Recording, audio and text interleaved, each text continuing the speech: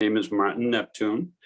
I'm half Penobscot and half Passamaquoddy. I'm enrolled in the Penobscot Nation census. I received the Pfizer vaccine, and I've got my first dose January 12th, and I got my follow-up one February 2nd. It was actually very efficient. I went in, talked to the receptionist.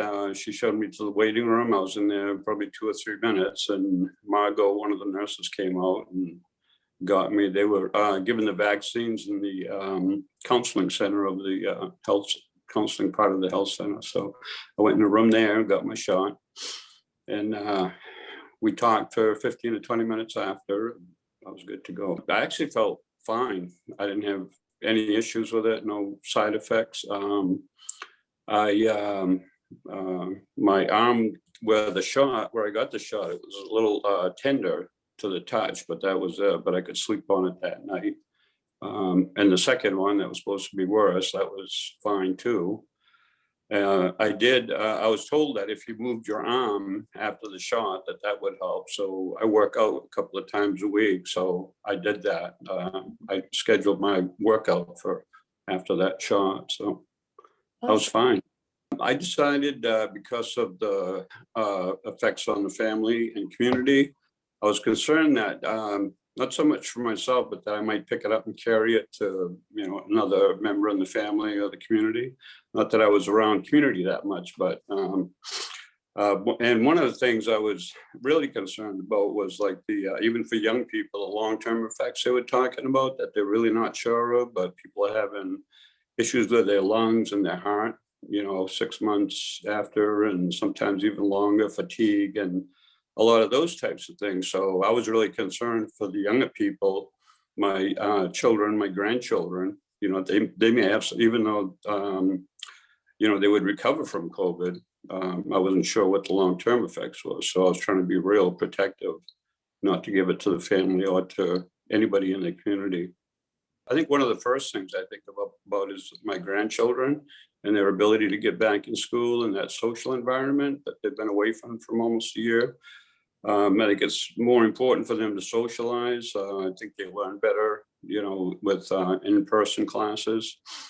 And the other thing too, I think is really important is the elders, that have really been secluded for the past year.